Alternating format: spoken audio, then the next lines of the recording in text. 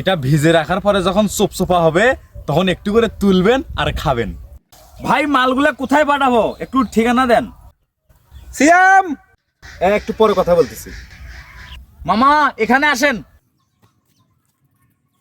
তোর তো বিশাল প্রজেক্ট। মামা দোয়া করবেন। একটা কথা বলতো, এই কাবাবটা কেমনে খায়? খেজুরের রস আছে না, খেজুরের রসের ভিতরে এই কাবাবটা 2 দিন ভিজে রাখবেন। তারপর কি করব? এটা ভিজে রাখার পরে যখন চোপচোপা হবে তখন একটু করে তুলবেন আর খাবেন। মামা আসেন, আমার পুরো প্রজেক্ট আপনাকে দেখাই। মামা আসেন, দেখেন এখানে আছে 50 পিস শিক কাবাব। আসেন দেখেন, এই পাশে আসেন মামা, আসেন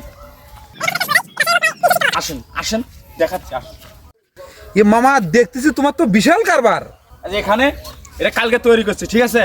এখানে শিক কাবাব আছে প্রায় 30 পিস। আসেন মামা আসেন, আমার ব্যবসা সম্পর্কে আপনি কিছু জানেন? ধারণাই নেই আপনার। আসেন, লাইন দেখেন একবারে মাথা পর্যন্ত, দেখছেন? আসেন আসেন। মামা, তোমার ব্যবসা সম্বন্ধে কিছু বলো তো। আপনারা যদি এই শিক কাবাব নিতে চান আমার সাথে কমেন্ট বক্সে যোগাযোগ করুন।